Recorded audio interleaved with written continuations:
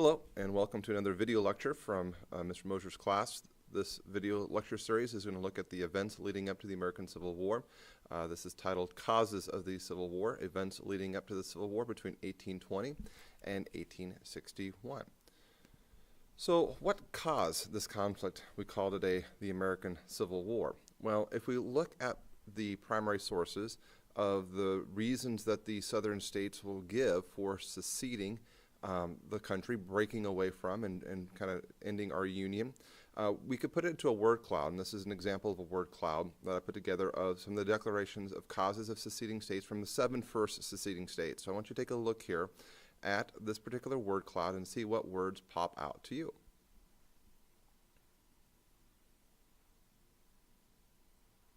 There's definitely some words that definitely show up and pop up pretty largely here. We definitely see the word states, we see constitution, we see government, we see slavery, we see slave, we have words like north and declared and union and years and right and people and party, law, destructive. There's lots of different phrases out here, but definitely the ones that show up the most here we see are slavery and slaves, government, states, and constitution.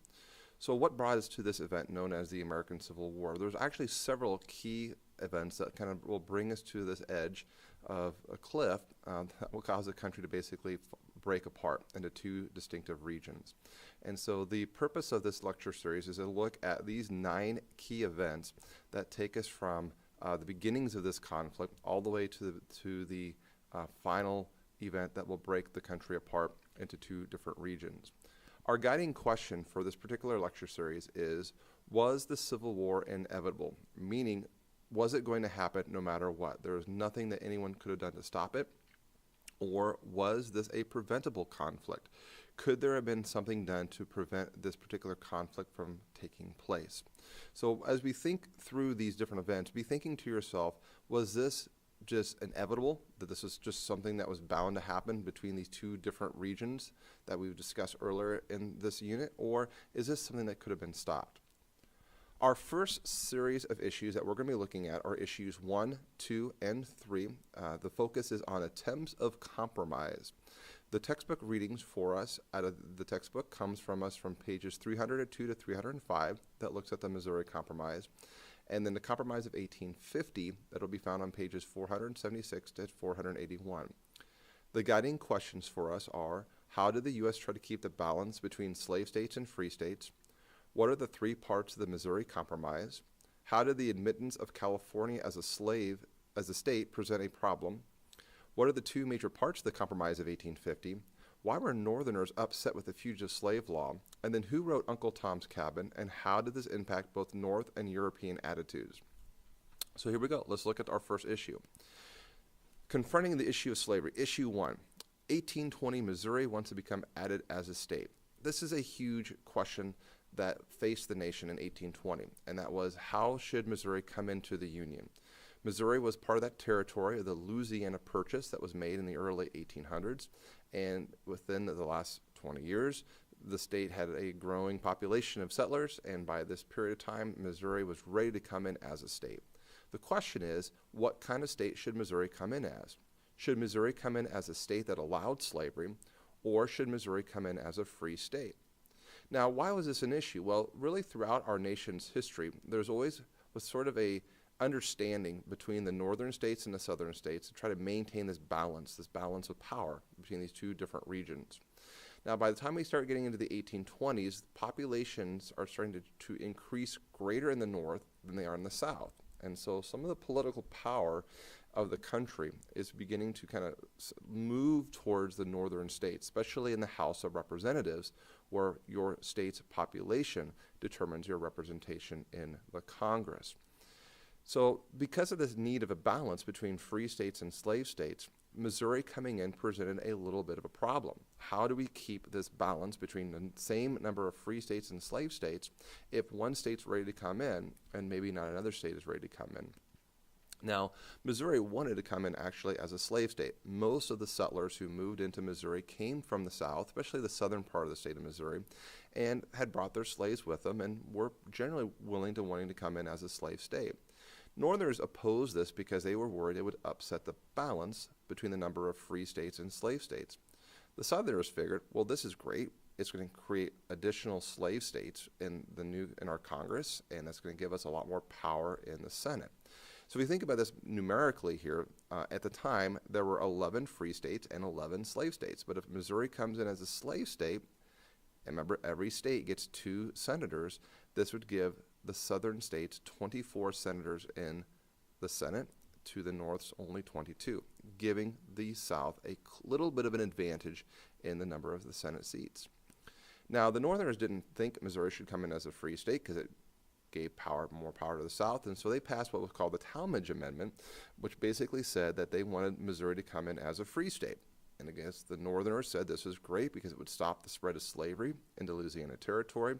The southern states, as you could about guess, did not like this because this gives the free states more votes in Congress, not only in just the House of Representatives, but also in the Senate, or this balance between the free states and slave states had been tried to be maintained since the founding of our country with the Constitution, and they didn't think that was such a good idea. So there's a pretty big debate going on in Congress on what to do with Missouri. The Northerners think Missouri should come in as a free state. The Southerners think Missouri should come in as a slave state. Neither side really wants to budge in because they are worried that would give the other side an advantage in the Congress. So how do they resolve the situation? Well, they resolve the crisis, what becomes known as the Missouri Compromise. There are basically 3 parts to the Missouri Compromise. The first part was that Missouri would come in as a slave state. This was a pretty logical choice because Missouri was mostly settled by Southern settlers. They brought their slaves with them. Missouri coming in anything other than a slave state probably wouldn't make a lot of sense to the people living in Missouri in the 1800s. But they need that balance between the number of free states and slave states. So how do we solve that? Well, they said, well, let's take the area of Massachusetts, which really was kind of an interesting territory. You had what we would now call normal Massachusetts, but they had this northern territory part of their state as well, which was really not directly connected. And they decided to take that territory and recreate a state out of there and call that state Maine. So Maine would come in as a free state. So we have that balance. 1 slave state gets added, 1 free state gets added. The balance is maintained between free states and slave states. Now, the rest of the Louisiana Territory, the question was, well, what do we do with the rest of the territory? And so they decided in the compromise to create a line called the 3630 line. This is a line of latitude that you see here in the red line here. That would basically say slavery would only be allowed south of that line. It would be forbidden in this other territory up here to the north that we'd call unorganized territory. So if we think about what we've already learned in class about westward expansion, why would this only be a temporary solution? Yeah, you got it. There is more territory that's going to be added here. So even though this line here comes right to the edge of all this territory we had as of 1820, we already learned that parts of New Spain, which will become part of Mexico eventually when Mexico wins its independence, is eventually going to get added to the United States between 1820 and 1850. And this is going to create an additional crisis as new territories are added in. So if we look at this map here, the key here with the Missouri Compromise was the idea of balance between the number of southern states and northern states, or slave states to the south and free states to the north. If we look here, we have 12 free states and 11 slave states previously to the Missouri Compromise. If we watch this little video clip here, watch those lines of free states and slave states.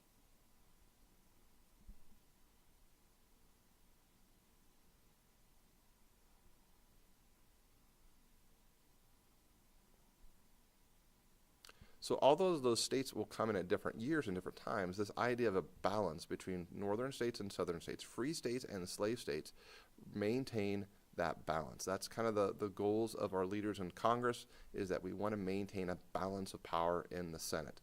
We don't want to give one region, the North or the South, an advantage, politically at least, in that particular part of our government.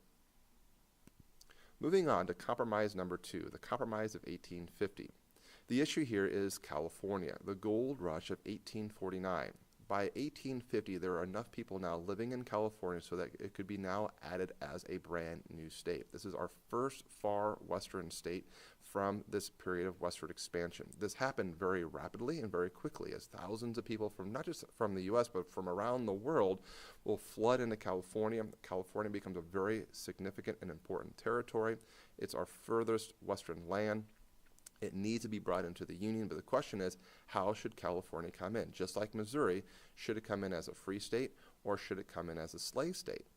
The challenge, though, is that we've always tried to maintain that balance, and California happened so quickly. There was no other territory that was quite ready to jump in as a state at this time in 1850.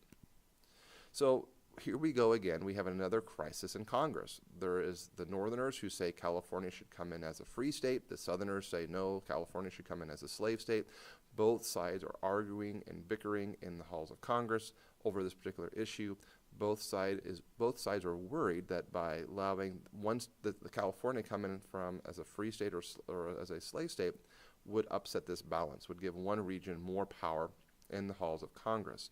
And so here we go again. We are at another impasse. We have congressmen not able to really come to a decision how to bring California in, but this is really important. California has to come in as a state. There has to be some kind of compromise here again for California to be admitted. Someone is going to have to give and take a little bit. There's going to have to be a little bit of some compromise between these legislatures and Congress. We see here this political cartoon here of 1850. This says it's a satirical print of Currier and Ives comment on the President Zachary Taylor, who was President of the U.S. in 1850, trying to balance the interests of the Northern and Southern interests on the issue of slavery in 1850. If we look closely at this picture, you can see there's members of Congress that are here in the balance representing the North and the South, and this trying to keep this balance of power between the Northern states and the Southern states.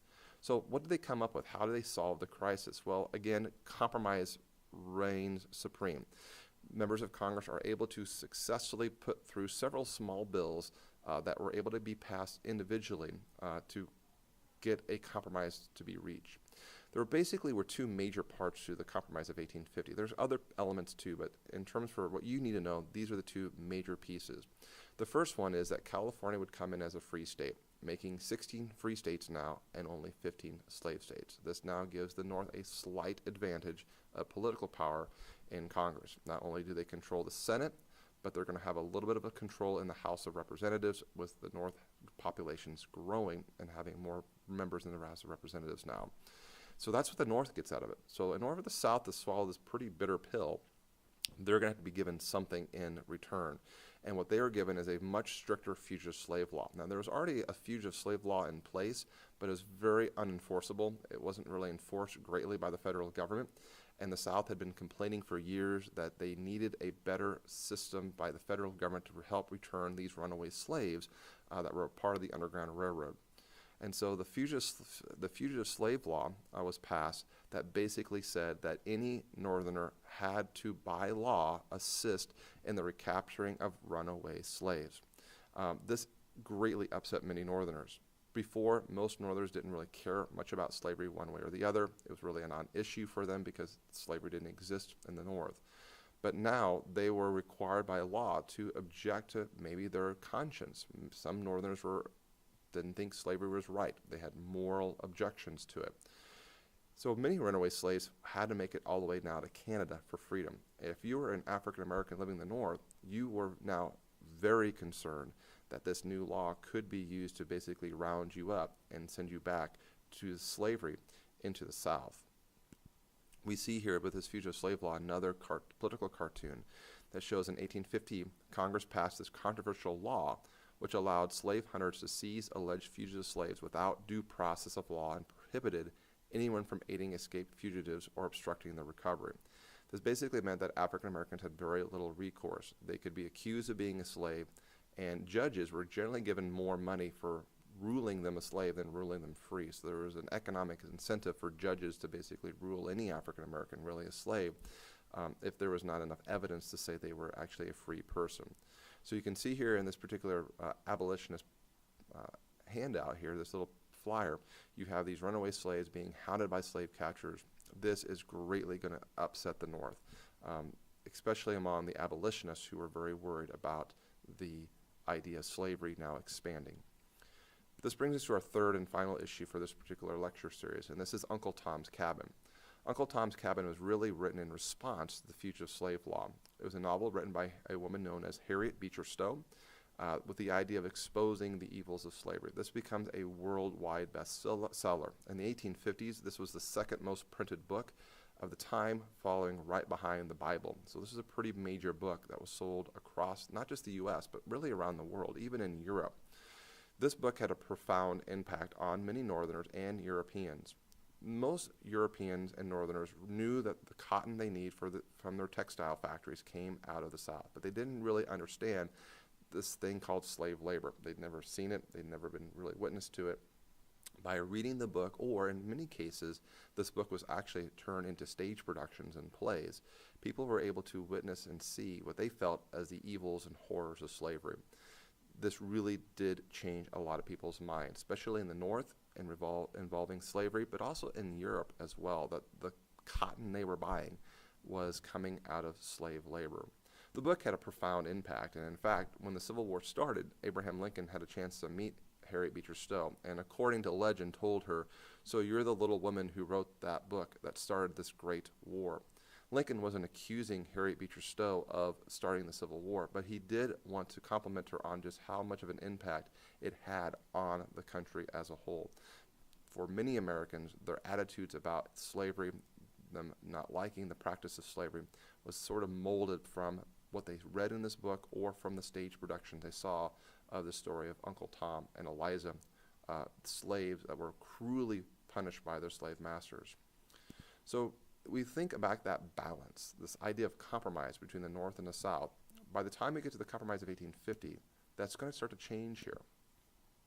So we again look at the map here. We can see that we're increasing slave states and free states, trying to again maintain that balance between the Missouri Compromise that happened in the Missouri Compromise. But once we now start adding in California and these additional territories, it's getting harder and harder to keep these compromises in place. And the North, in terms of territories, is starting to gain a clear-cut advantage here. There are now more free territories or free states than there are slave states. This is going to bring about our next set of crises. So again, as we think about this time period of the 1820s, 1850s, this compromise was set into place to try and maintain this balance of power between the northern states and the southern states. And there was a balance for about 30 years between the Compromise of 1820, the Missouri Compromise of 1820, and the Compromise of 1850. This compromise was maintained. However, with the Compromise of 1850, that balance is no longer going to be able to be sustained. We are now going to have more northern states than southern states, and a very unfavorable, unpopular fugitive slave law that's going to begin to anger many of those in the North and the South. So again, thank you for watching. If you have questions, please make sure you come see your teacher. Bye-bye.